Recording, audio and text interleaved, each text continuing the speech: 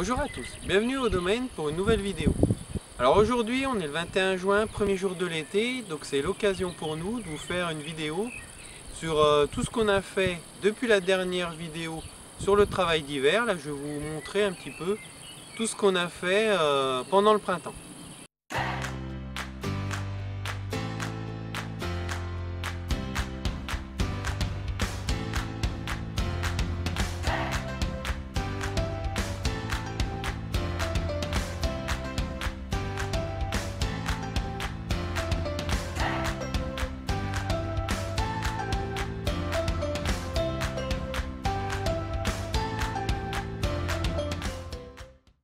Donc déjà le point un petit peu au niveau de l'épisode de gel qu'on avait eu. Alors comme je vous avais dit, hein, ça n'a pas eu de gros impact. Mais je vais vous montrer, on a quand même eu chaud ou du moins bien froid. Parce que, bon, alors ça n'a pas gelé ou très peu gelé. Hein. Sur le coup, j'avais pas trouvé ces pousses là dans la précédente vidéo. Mais une fois que la végétation était démarrée, ça se voyait assez bien. On voyait bien le contre-bourgeon qui avait démarré et la pousse d'origine qui était complètement grillée. Donc ça c'est vraiment caractéristique du gel. Donc la parcelle sur laquelle il y a eu le plus de bourgeons gelés, c'est sur la commune de Royer parce que c'était notre parcelle la plus en avance. Alors c'est pas catastrophique, hein, ça a gelé vraiment les bourgeons les plus en avance. Donc ça n'a pas du tout entamé la récolte. Mais bon, ça montre bien qu'on n'est pas passé loin de la catastrophe. Et puis aussi là, je suis venu dans cette parcelle là, c'est nos Mâcon chardonnay, une de nos parcelles de Mâcon chardonnay. Et puis à l'autre bout de cette parcelle, on a la parcelle avec laquelle on fait les créments de Bourgogne. Il y a eu aussi quelques bourgeons de gelée, un petit peu moins. Mais c'est surtout, ça a gelé certains bourgeons, mais pas complètement. Donc ils ont fait des pousses, mais pas complètes. Vous allez voir, les pousses sont assez petites. Je vais vous montrer, ça se voit particulièrement sur la partie, sur les bouts de baguette, ce qu'on appelle les courants. Donc les courants, vous pouvez aller voir la vidéo, on va vous mettre le lien en description ou ici en vignette sur YouTube. Donc c'était une vidéo qu'on avait fait l'année dernière sur le coupage des courants pour vous expliquer ce que c'est. Donc ces rameaux-là, on voit, ils n'ont pas un développement normal. Et ça, on peut quasiment que l'expliquer par le fait que les bourgeons ont eu froid. Ça se voit hein, de temps en temps, il y a toujours quelques bourgeons qui foirent, ça c'est normal, c'est la nature. Hein. Pour une raison ou une autre, ils peuvent être mangés par un insecte, ils peuvent être abîmés par une bête qui passe dans la vigne ou des choses comme ça. Ou tout simplement le bourgeon avorte, hein, c'est la nature, c'est normal. Mais là quand même sur cette parcelle-là, ça le faisait en grosse quantité. Alors là au départ, c'est vrai je croyais au début du mois de mai, je croyais qu'il n'y avait pas le rendement dans la parcelle. Bon, j'étais pas forcément inquiet, mais je trouvais que c'était pas super joli. Et là, je viens pour vous faire la vidéo et on va faire le tour, mais c'est plutôt pas mal du tout. Alors au départ, avec ce phénomène de froid, il y avait un petit peu moins de raisins, mais là, ceux qui restent, ils sont vraiment magnifiques. Donc je pense que si tout veut bien se passer, on devrait quand même faire un rendement qui est plus que correct. Surtout que pour l'instant, l'année est saine. Bon alors, faut qu'on reste vigilant parce que on a quand même des conditions atmosphériques qui sont assez favorables à l'oïdium. Bon, le mildiou, les risques sont quasiment écartés parce qu'on a eu très peu de pluie au printemps et la pluie est arrivée tardivement. Donc ce qui a évité d'avoir des contaminations du mildiou dès le départ. Donc là on est quasiment tranquille, surtout que plus le temps passe, moins les raisins vont être sensibles au mildiou. Après la seule chose qui va rester à protéger c'est les feuilles, parce qu'on a besoin des feuilles pour apporter les raisins le plus loin possible en maturité. Donc voilà, le seul souci qui pourrait vraiment nous arriver maintenant, c'est une sortie d'oïdium un petit peu tardive, comme ça avait été le cas en 2019, et éventuellement de la grêle. Allez, je vous emmène, on va faire le tour de la parcelle, vous montrer un petit peu là où ça a eu froid, et puis les jolis raisins qu'on devrait avoir.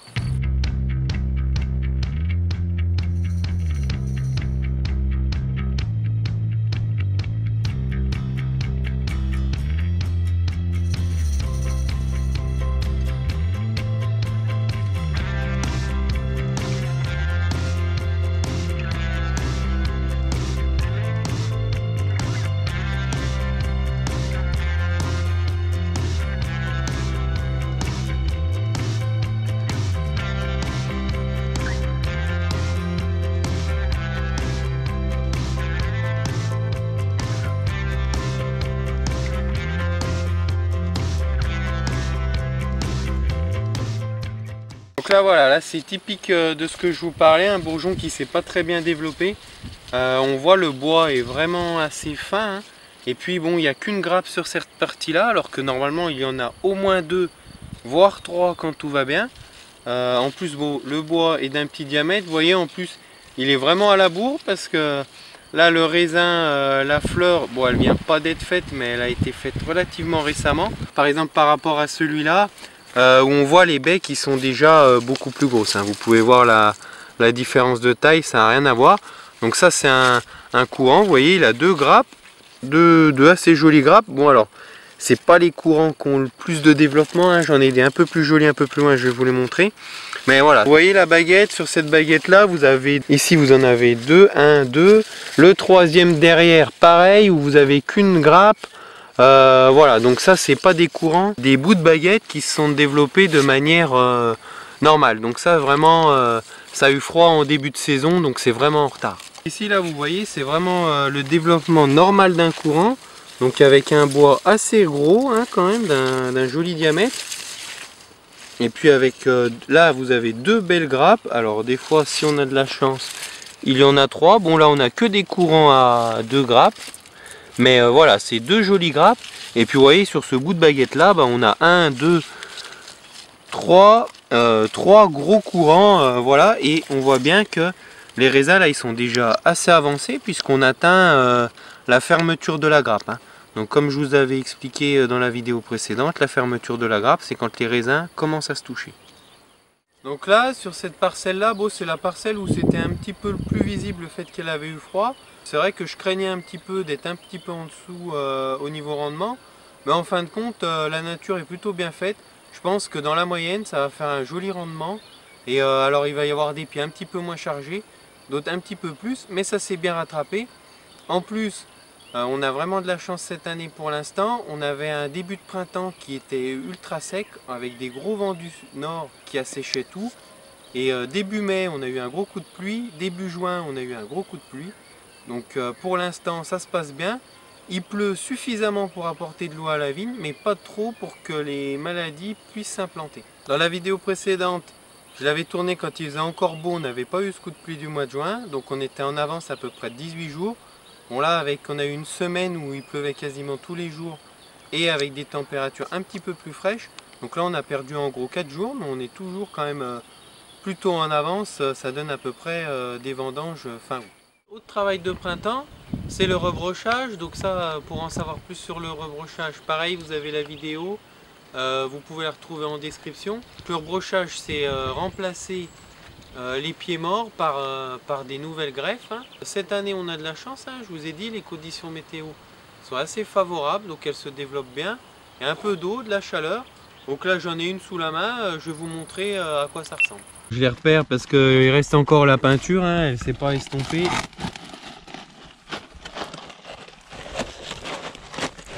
Donc ça c'est une greffe de l'année.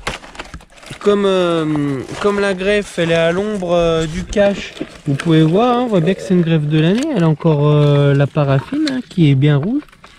Et puis là elle a fait vraiment une jolie pousse, donc ça c'est vraiment super, hein. C'est preuve que la greffe elle est bien implantée, hein, donc c'est vraiment très bien.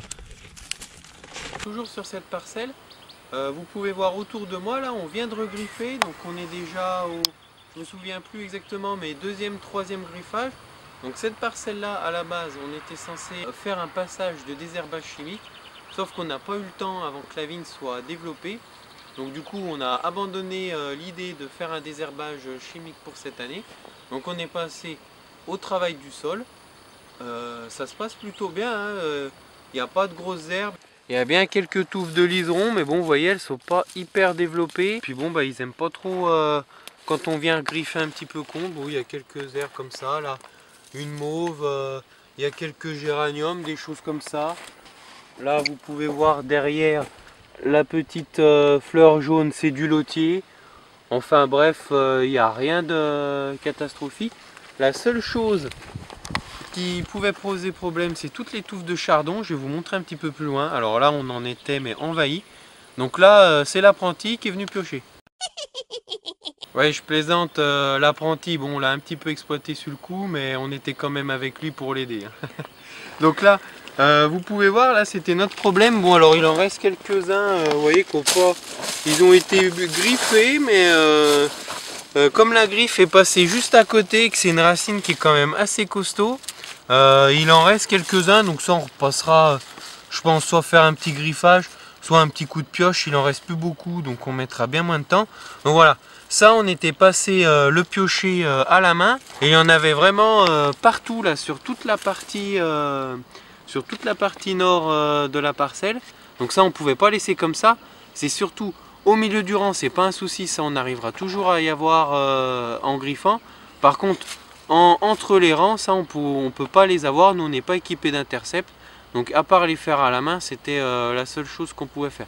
Éventuellement on aurait pu faire un désherbage chimique, mais comme c'était assez localisé dans la parcelle, autant le faire à la main. Bon, on chope quelques ampoules aux mains, mais ça va pas nous tuer. Donc là, le griffage, hein, c'est un des travaux importants du printemps, parce qu'il prend quand même pas mal de temps, surtout dans des jeunes plantations, où là, il faut vraiment éviter au maximum que l'herbe se développe.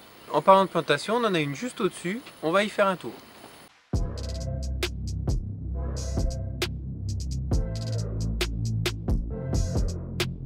Et voilà, c'était juste à côté. Donc là on est sur la parcelle, sur notre nouvelle plantation. Donc cette année on a fini notre plantation de Bourgogne rouge, donc que vous êtes habitués à voir sur différentes vidéos. Je vous les ai déjà montrées et je vais vous la remontrer encore plusieurs fois. Et puis là donc on est sur du chardonnay. Donc c'est une nouvelle plantation cette année, une nouvelle parcelle. Et ça faisait un petit moment qu'on n'avait pas planté de chardonnay.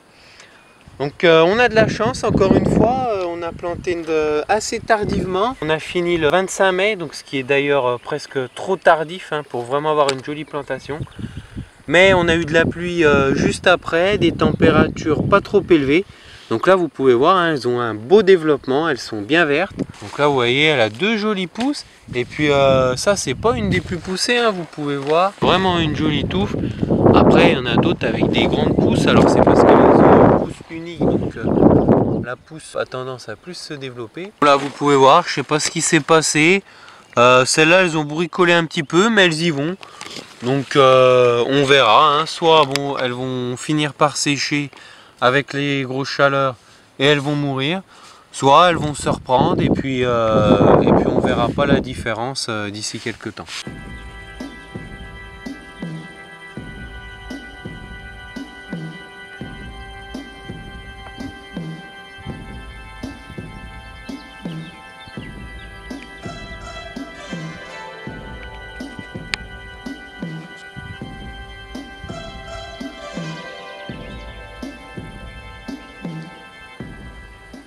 D'une manière générale, vous pouvez voir, on voit bien les taches vertes, elles sont assez développées. Donc là en plus on a eu un gros coup d'eau de 30 mm la semaine dernière. Alors là on est tranquille pour un petit moment, même avec les grosses chaleurs qui doivent arriver cette semaine. Donc là on est sur notre parcelle de pinot, donc celle-là vous l'avez vue et revue, c'est une parcelle qu'on plante depuis déjà 2 ans. On avait commencé là-bas à l'autre bout. Et maintenant on a fini jusqu'à la pointe. Voilà, donc là, cette plantation-là, vous pouvez voir, hein, on voit encore mieux les rangs parce qu'on a planté un petit peu avant l'autre. Hein. Donc il y a un petit décalage, elle est un petit peu plus développée. Donc là, pareil, c'est vraiment super joli. Donc on croise juste les doigts qu'on n'ait pas une grosse sécheresse et un énorme coup de chaleur comme l'année dernière. Mais pour l'instant, c'est plutôt bien parti. Autre travail qu'on fait au printemps, mais on se rapproche quand même de l'été, ça a été fait fin mai, début juin. Donc là c'est dans cette partie là, c'est attaché tous les pieds qui sont ce qu'on appelle en 3e feuille. Donc ceux-là ils sont pas en production mais ils vont rentrer en production l'année prochaine. Donc on attache chaque pied. Là vous pouvez voir les petits liens qui sont ici par exemple. Voilà, donc on met 2 à 3 liens, on les serre comme ça pour qu'ils soient le plus droit possible parce que là-dedans vous avez le futur pied de vigne qu'on va garder peut-être 50 ans, 70 ans si tout va bien. Donc là ça c'est un gros boulot parce que sur une parcelle comme ça, l'année dernière on a planté 4200 pieds. Donc malheureusement c'était la parcelle que je vous disais qui avait pas bien, où la plantation avait pas bien marché. Donc tous les pieds ne sont pas bons à attacher comme ça, mais en règle générale, ouais, ça prend pas mal de temps. Et puis après, vous avez dans une vigne un peu plus vieille et dans toutes les autres vignes, donc le relevage classique, à prendre les branches dans les fils. Allez, je vous montre ça.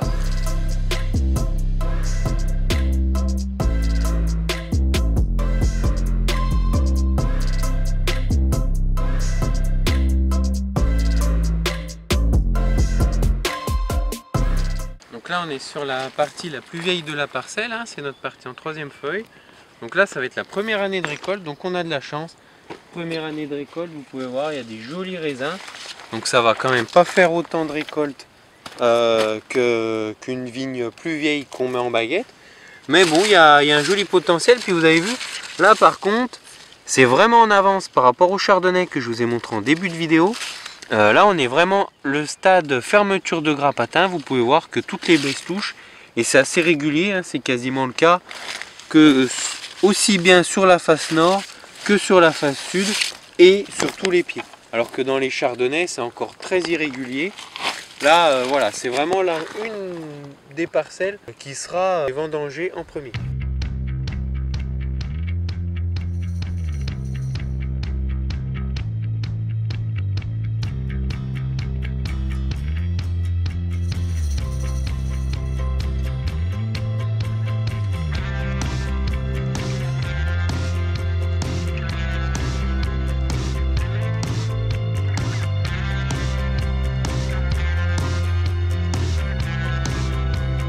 Le relevage, le principe est simple, hein, vous pouvez voir, on a nos deux fils, ce qu'on appelle les deux fils releveurs, et on passe toutes les branches entre les deux fils pour les maintenir. Et pour que les fils restent bien à bonne distance, on utilise des agrafes, donc là elles sont en plastique réutilisable, on utilise très peu d'agrafes biodégradables pour l'instant. Je ne sais pas si ça continuera, mais pour l'instant on utilise ça. Donc voilà, ça maintient le fil en place. Ça c'est un gros travail parce qu'il faut le réaliser quand même en un temps assez restreint. Parce que si on attend trop, toutes les branches se touchent d'un rang à l'autre, c'est un gros bazar. Et plus on attend, plus on y passe de temps. Et il faut faire ça sur toutes les parcelles du domaine. Alors bon, on a un petit décalage hein, parce que d'un coteau à l'autre, d'un cépage à l'autre, ça pousse pas tout exactement en même temps. Mais bon voilà, c'est une période où il ne faut pas traîner.